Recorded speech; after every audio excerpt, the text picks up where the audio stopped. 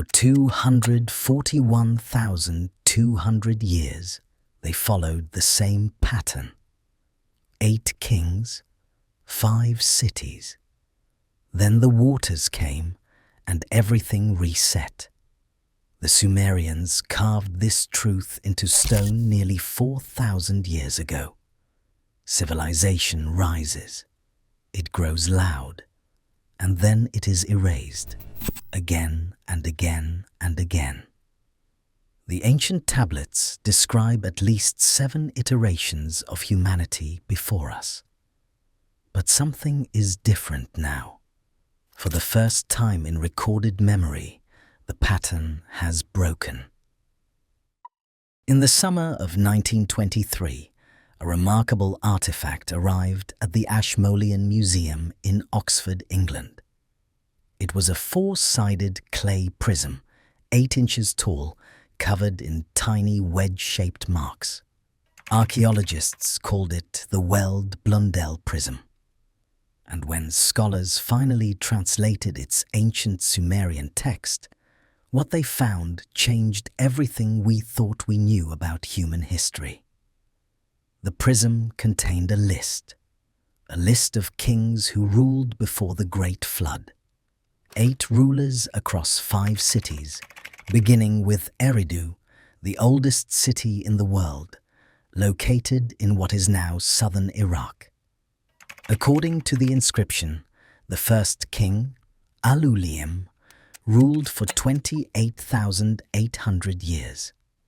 The second, Alaljar, ruled for 36,000 years.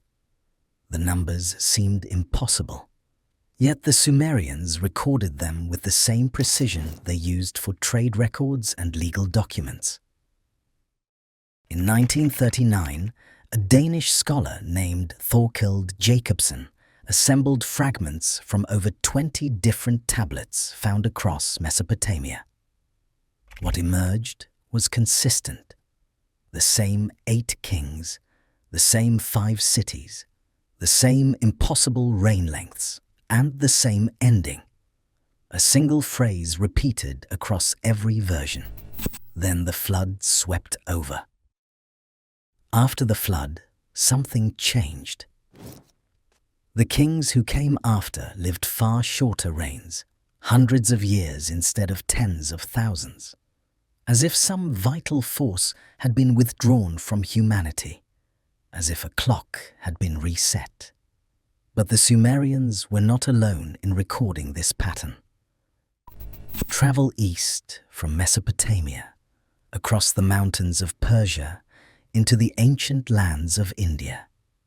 There, in texts called the Puranas, written in Sanskrit over 3,000 years ago, you will find another record of cyclical time. The Hindu sages described 4 great ages, called yugas, rotating endlessly like the seasons of some cosmic year. The first age, Satya Yuga, was a golden time lasting 1,728,000 years. Humans lived in harmony with the divine. Truth prevailed. There was no disease, no suffering, no death before old age. The second age, Treta Yuga, saw the first decline. Righteousness decreased by 1/4. This age lasted 1,296,000 years. The third age, Dvapara Yuga, brought further degradation. Truth and virtue diminished by half. 864,000 years of slow descent. And then came Kali Yuga, the age of darkness, the age we are said to be living in now. An age of conflict, dishonesty, and spiritual blindness lasting 432,000 years. According to traditional calculations, Kali Yuga began in 3102 BCE. We are barely 5,000 years into a cycle that should last over 400,000 more. But here is what stopped scholars in their tracks. The number 432,000 appears not only in Hindu texts. It appears in Chaldean astronomical records from ancient Babylon. It appears in Chinese cosmological traditions. It even appears in the Icelandic Eddas, where the warriors of Valhalla number 540 times 800, which equals 432,000 exactly. Cultures separated by oceans and millennia, all recorded the same sacred number. All described the same pattern of rise and fall. All expected the same ending. Cataclysm, reset, renewal. The question that haunted ancient astronomers still haunts us today. Why does the pattern exist? What mechanism drives these cycles of creation and destruction? In 2007, a team of scientists led by Richard Firestone published findings that sent shockwaves through the academic world. They had discovered evidence of a catastrophic event that occurred 12,900 years ago. An event that may explain everything. At over 100 sites across 4 continents, researchers found a distinctive layer of black soil. Within this layer were materials that should not exist together. Microscopic diamonds formed under extreme pressure. Metallic spherules created by temperatures exceeding 1,700 degrees. Shocked quartz bearing the signature of violent impact. The evidence pointed to a cosmic catastrophe. Fragments of a comet, perhaps from the torrid meteor stream, struck Earth's atmosphere and surface. The impact would have been equivalent to thousands of nuclear explosions occurring simultaneously. The results were immediate and devastating. In central Greenland, ice core records show temperatures dropped by 9 to 14 degrees within a single year, perhaps within months. The world was plunged back into Ice Age conditions almost overnight. Scientists call this period the Younger Dryas. It lasted for approximately 1,200 years before ending as abruptly as it began. In North America, the great ice sheets destabilized. Lake Agassiz, a body of meltwater larger than all the Great Lakes combined, released catastrophic floods into the Atlantic Ocean. Sea levels rose dramatically. Coastlines vanished beneath the waves. The Clovis people, the most widespread culture in the Americas, disappeared from the archaeological record. Imagine families huddled around fires as the sky darkened with dust. Hunters watching their prey die en masse. Entire coastlines swallowed by rising waters. This was not myth. This was 12,900 years ago, and it aligns precisely with the end of one age and the beginning of another. The ancient Mesopotamians had their own explanation for why the pattern repeated. In a text called the Atrahasis, dating to around 1630 BCE, the gods created humanity to work the fields and tend the canals. But humans multiplied. They spread across the land. They made noise. So much noise that the great god Enlil could not sleep. First, Enlil sent plague. The wise god Enki warned the priest Atrahasis, and humanity survived. Then Enlil sent drought. Again, Enki intervened. Humanity survived. Then famine, then disease again. Each time, humanity recovered and grew louder still. Finally, Enlil decreed the flood. This time, there would be no warning, except that Enki, speaking to the reed walls of Atrahasis' house, told him to build a boat. To ancient ears, this story explained why civilizations collapse. They grow too numerous. They consume too much. They disturb the balance. And the gods intervene to restore order. To modern ears, the story sounds like carrying capacity, resource depletion, overshoot, and collapse. The same pattern that biologists observe in any population that exceeds what its environment can sustain. The British historian Arnold Toynbee spent 40 years studying this pattern.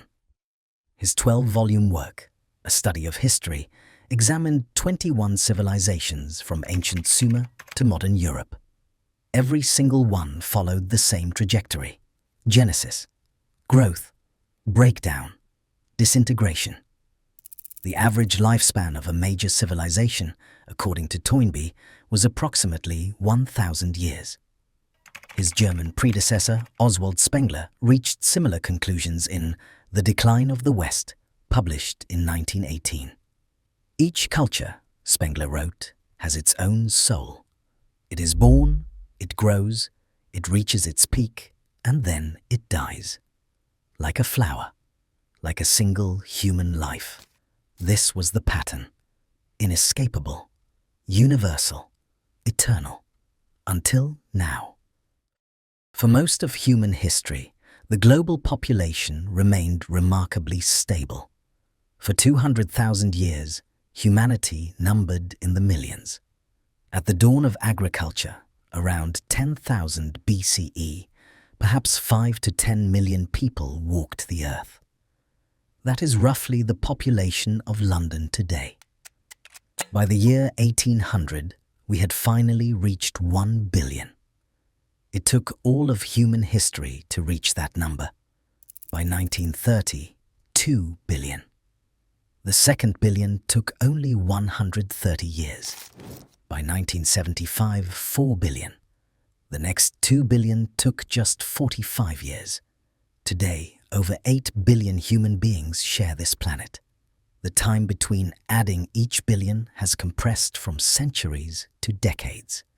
But population growth is only part of the anomaly. In 1965, all the computers on Earth combined had less processing power than the smartphone in your pocket. The mathematician and inventor Ray Kurzweil documented what he called the law of accelerating returns. Technological progress does not advance in a straight line. It accelerates exponentially. Each innovation makes the next innovation faster and more powerful. Picture a scientist in 1800 showing a colleague a new steam engine. Now picture a scientist in 2000 showing that same colleague a quantum computer. The gap between those two moments is just 200 years. In the 4 billion year history of life on Earth, that is nothing. A single heartbeat. We have broken through barriers that should have triggered collapse. Our cities hold population densities that would have guaranteed plague in any previous century. Antibiotics, vaccines, and sanitation have removed those ancient limits. Our consumption of resources exceeds anything recorded in human history. Yet we continue to find new sources, new methods, new technologies to extract more. Our communication network spans the entire globe. For the first time, knowledge cannot be lost in a single fire, a single flood, a single collapse. Information is preserved in server farms, in satellites, in the collective memory of the Internet. We have even begun to leave this planet. Human beings now live continuously in orbit. Rovers explore the surface of Mars. Probes drift beyond the edge of our solar system. The Sumerian king list described what happened after each flood. Lifespans shortened dramatically. The antediluvian kings ruled for tens of thousands of years. The post-flood kings ruled for centuries, then decades, then normal human lifetimes. But our lifespans are not shortening. They are extending. In 1900, the average life expectancy was 31 years. Today, it exceeds 72 years globally. In some nations, it approaches 90. This is not how the pattern is supposed to work. The Hindu texts predicted that Kali Yuga would be an age of decline, wisdom forgotten, virtue abandoned, lifespans shrinking to mere decades. And yet, we are living longer, communicating faster, building higher than any generation before us. Either the pattern has finally broken. Or we have merely postponed the inevitable. No ancient text describes what happens if a civilization refuses to reset. No Sumerian scribe recorded what comes after a species escapes its cycle. No Hindu sage predicted a Kali Yuga that reverses direction. We are standing at a threshold that was never supposed to exist. For 241,200 years, 8 kings followed the pattern. Then the flood swept over. For 4.3 million years of cycles, the yugas turned without interruption, until now. Whether humanity has broken free of an ancient prison or simply borrowed time against a greater reckoning, the cuneiform cannot tell us. We are the first generation to live in a world the tablets never predicted. What we do with that may determine whether a 9th civilization ever rises, or whether the pattern, patient and eternal, will simply wait. If this story opened your eyes, subscribe to this channel. Then watch the next video appearing on your screen right now.